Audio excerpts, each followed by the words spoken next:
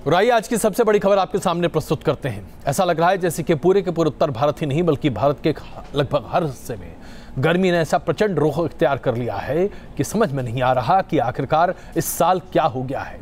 क्या देश में आग लग गई है? गर्मी इस तरीके से प्रचंड है मानो बस सब कुछ जलाकर झुलसाकर राख कर देना चाहती है। अप्रैल का पहला हफ्ता और तापमान 40 के पार कई जगहों पर छूता दिख रहा है।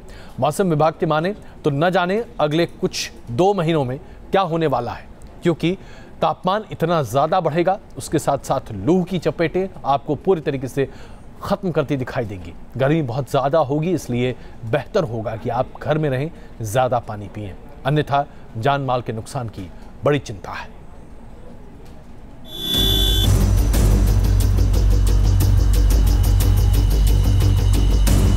ये देश के सिर्फ 6 बड़े शहरों की तस्वीरें हैं और ये बताने के लिए काफी है कि आसमान से बरसती गर्मी किस कदर सितमगर साबित हो रही है। यूं पारा चढ़ने की वजह भी हम आपको बताएंगे, लेकिन पहले आज अधिकतम तापमान का हाल देख लीजिए। दिल्ली में आज अधिकतम तापमान 38 डिग्री तक रहा, वाराणसी में 41 डिग्री, जैसलमेर में 42.3, भोपाल में 40.1, आगरा में 40.9 डिग्री और कानपुर में अधिकतम तापमान 40.4 डिग्री रहा। आंकड़े बताने के लिए काफी हैं कि अप्रैल का पहला हफ्ता ही झुलसाने वाली गर्मी साथ लेकर आया है और इस तपिश को लोग महसूस करने लगे हैं।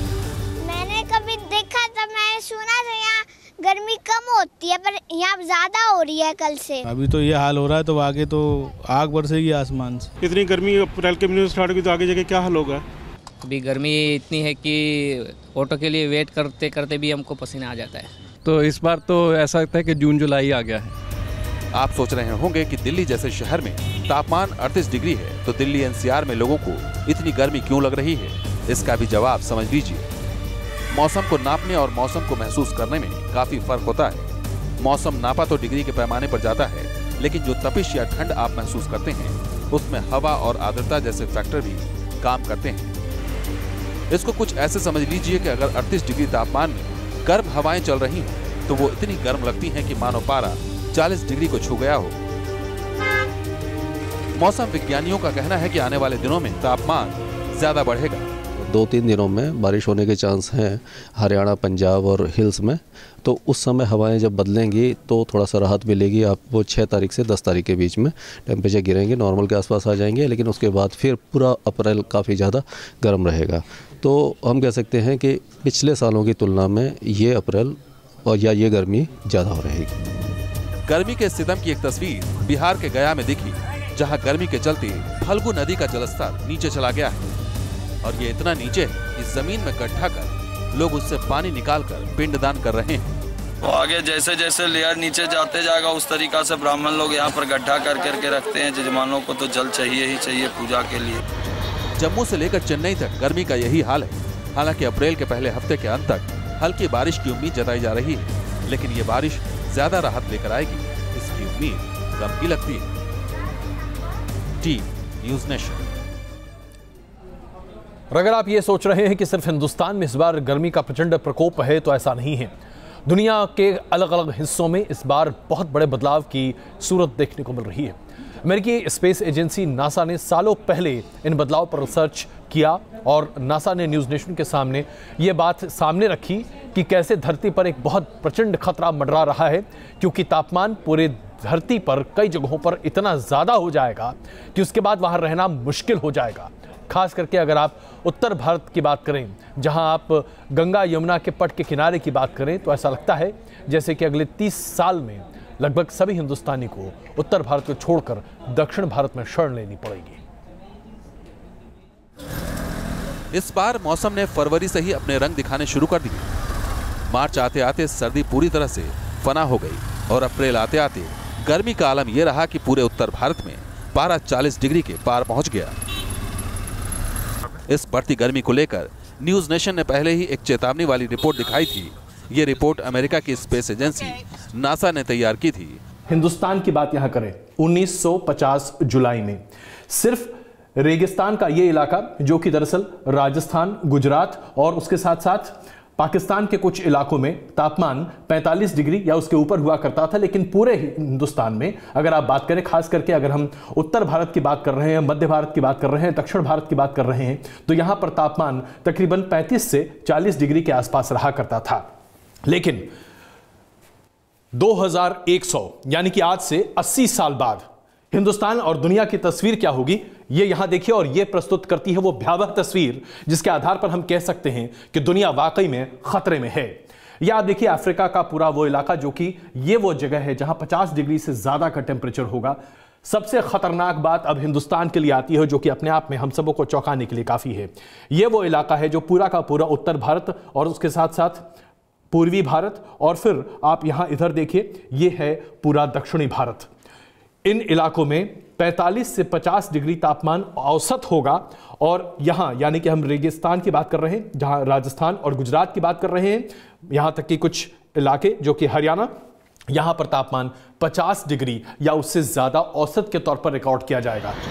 साल दर साल गर्मी का पारा भी बेहिसाब बढ़ता जा रहा है और मौसम के लगातार बढ़ते गर्म मिजाज से पानी की किल्लत भी बढ़ती जा रही है। नदियां, तालाब, पोखर सभी सूखते जा रहे हैं, जिससे ग्राउंड वाटर लेवल तेजी से नीचे आ रहा है।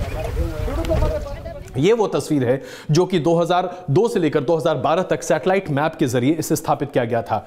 ग्राउंड वाटर यानी कि जमीन के नीचे के पानी की स्थिति क्या है, आप वाकई में चौंक जाएंगे ये देखकर।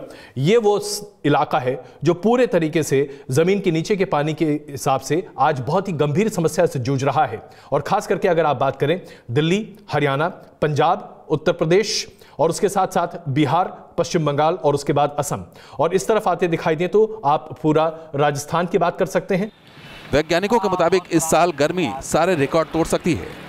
साल 2015 में गर्मी के चलते ही भारत में 2000 और पाकिस्तान में 1200 लोग मारे गए थे। यही वजह है कि आने वाले महीनों को लेकर लोग अभी से डरे हुए हैं। Team News Nation. Uttar Pradesh विधानसभा चुनाव में ऐतिहासिक जीत हासिल करने के बाद योगी आदित्यनाथ लखनऊ में सत्ता के शिखर तक पहुंच गए हैं। तो साथ ही योगी आदित्यनाथ की सेना, जिसे हिंदू वाहिनी सेना कही जाती है, उसमें लोगों के जुड़ने की संख्या कुछ इस तरीके से बढ़ रही है जो कि अप्रत्याशित है। योगी आदित्यनाथ के कुर्सी संभालने के साथ ही हिंदू वाहिनी को लेकर एक अलग तरीके का उन्माद देखने को मिल रहा है। आइए आपको दिखाते हैं कैसे योगी आदित्यनाथ लोगों को प्रभावित कर रहे हैं।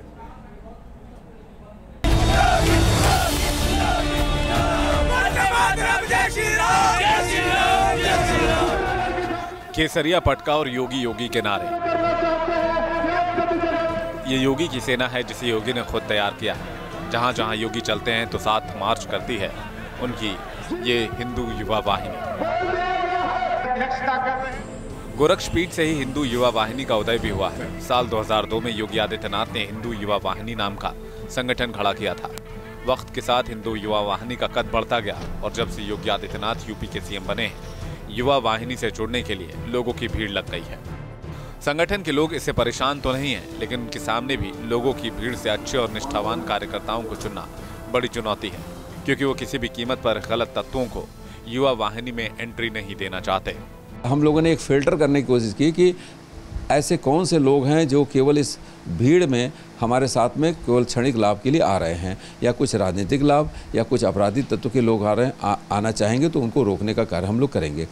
युवा वाहिनी से जुड़े लोगों के मुताबिक पहले महीने में 500 लोग ही सदस्यता के लिए अप्लाई करते थे, लेकिन योगी आदित्यनाथ के मुख्यमंत्री बनने के बाद अब रोजाना तकरीबन 100 लोग सदस्यता के लिए अप्लाई कर रहे हैं और अब सदस्यता को ऑनलाइन किया जा रहा है। परम पूज्य महाराज श्री को माननीय मुख्यमंत्री के रूप में जिम्मेदारी मिली, एकाएक भाड़ सी आ गई यहाँ पे और हिंदुवानी के सदस्यता लेने के लिए। तो हम लोगों ने उसको एक रास्ता निकाला कि हिंदुवानी की सदस्यता मैनुअली कहीं किसी को न लेके एक ऑनलाइन फॉर्म भरा जाए। ऑनलाइन फॉर्म एक आवेदन पत्र होगा।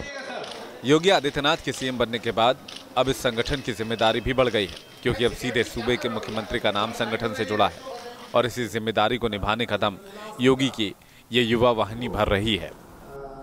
दीपक श्रीवास्तव, न्यूज़ नेशन, गोरखपुर।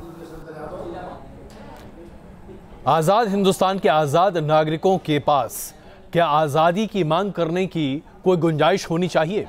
ये सवाल इसलिए उठाए जा रहे हैं क्योंकि पश्चिम बंगाल के जादवपुर यूनिवर्सिटी में कुछ छात्रों ने हिंदुस्तान के कुछ एक राज्यों की आज़ादी के नारे लगाए। सवाल ये उठता है कि हमारे देश में क्या इस तरह की परिपाटी को आगे बढ़ाने की गुंजाइश मात्र भी है? जब देश संविधान के तहत चल रहा है तो क्या कुछ एक छात्रों को यह आज़ादी मिल जाती है कि वो अपनी मनपसंद बातों को आगे बढ़ाने के लिए तमाम दूसरे लोगों को नाराज करते दिखाई दे? जाहिर सी बात है, एकेडमिक डिस्कशन एक अलग मुद्दा होता है, लेकिन यूनिवर्सिटी में अगर आज़ाद हिंदुस्तान के भीतर आज़ाद राज्यों के नारे लगें या उनकी आज़ादी के नारे लगें तो इससे गंभीर सवाल खड़े होते हैं। आगे से बोलो आज़ादी, पीछे से बोलो आज़ादी, कश्मीर मांगे आज़ादी, मणिपुर मांगे आज़ादी, नागालैंड मांगे आज़ादी। जादवपुर यूनिवर्सिटी इस बार फिर सुर्खियों में आई है आज़ादी के इन तथाकथित नारों के चलते। जादवपुर यूनिवर्सिटी में कुछ छात्रों ने अपनी बातों को रखने के लिए आज़ादी की जो आवाज उठाई है वो समझ से परे है या यूं कहें बेमानी है।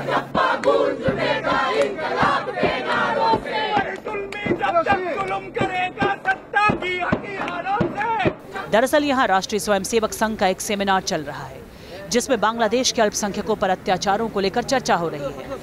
आरएसएस के इसी सम्मेलन के विरोध में वामपंथी विचारधारा से जुड़े ये छात्र यूनिवर्सिटी कैंपस में उतर आए। हमारा शिक्षण प्रशिक्षण है और जो हमारी विचारधारा और विश्वास है उसमें कहीं भी देश विरोधी नारा लगाने की बात हजम नहीं होती। आरएसएस ऐसे मामलों को छेड़ता है, ऐसे ही जो एक गंभीर बात होनी चाहिए हमारे राष्ट्रवाद के बारे में, उसको उन्होंने संक्षिप्त में कह दिया है कि या तो आप भारत माता की जय कहो या पाकिस्तान चले जाओ। जबकि वो वातावरण को ऐसे छेड़ते हैं तो लाजमी है कि उन्हीं जैसे जो नौजवान हैं वामपंथी पार्टियों के, वो भी उनका मुकाबला करेंगे और उसी तरीके से करेंगे। दैट इज टोटली एक फैसिस्टिक attitude to gag the attitude, but those who raise slogan, they should be cautious. They should not go beyond the democratic and secular and sovereign framework. इस बहस ने सियासी तूल भी पकड़ा और हर राजनीतिक दल इस मुद्दे पर अपना पक्ष रखता भी नजर आया। This protest is against the RSS's conducting of seminar on the issue of minorities in Bangladesh.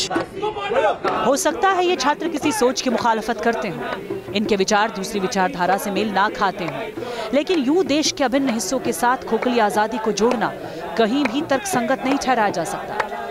Team News nation. Maharashtra के चंद्रपुर में एक लड़की ने सरेआम अपने प्रेमी की पिटाई कर दी।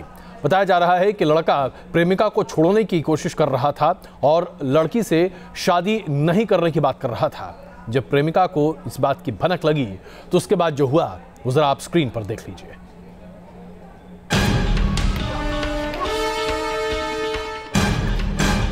कभी सीधे हाथ से थप्पड़, कभी उल्टे हाथ से थप्पड़, कभी पीछे से थप्पड़ तो कभी आगे से थप्पड़। ये तस्वीरें नागपुर की हैं, जहां एक लड़की ने एक लड़के को सरेराह इस कदर पीटा कि तमाशबीनों की फौज खड़ी हो गई। दरअसल नागपुर की रहने वाली इस लड़की को भंडारा के रहने वाले एक युवक से प्यार हो गया। वक्त के साथ दोनों का प्यार परवान चढ़ा और दोनों ने एक साथ जीने मरने की कस्में भी खाई। लेकिन लड़के का इस लड़की से जल्द ही दिल भर गया और उसने दूसरी लड़की की तलाश शुरू कर दी। लड़की को ये बात बेहद नागवार गुजरी और फिर जो कुछ हुआ वो आपके सामने है। इन तस्वीरों में आप देख सकते हैं कैसे ये लड़की इस लड़के की बीच सड़क धुनाई कर रही है। लड़की कभी इस तरफ से तो कभी उस तरफ से थप्पड़ रसीदती जा रही है। लड़की ने लड़के को इस कदर पीटा कि वो थक गई और थक कर सड़क पर ही बैठ गई। सड़क पर ही लोगों की भीड़ जमा हो गई। लोगों को लड़की की बात और लड़के की धुनाई को देखकर इस बात का अंदाजा हो गया कि इस लड़के ने लड़की को धोखा दिया है। फिर क्या था, वहां मौजूद लोगों ने इस धोखेबाज प्रेमी को पुलिस के हवाले कर दिया। वहीं मौके पर पहुंची पुलिस ने दोनों को हिरासत में ले लिया। लेकिन जब दोनों ने एक दूसरे के खिलाफ शिकायत दर्ज नहीं कराई तो पुलिस ने दोनों के घर वालों को बुलाकर उन्हें उनके हवाले कर दिया। Team News nation.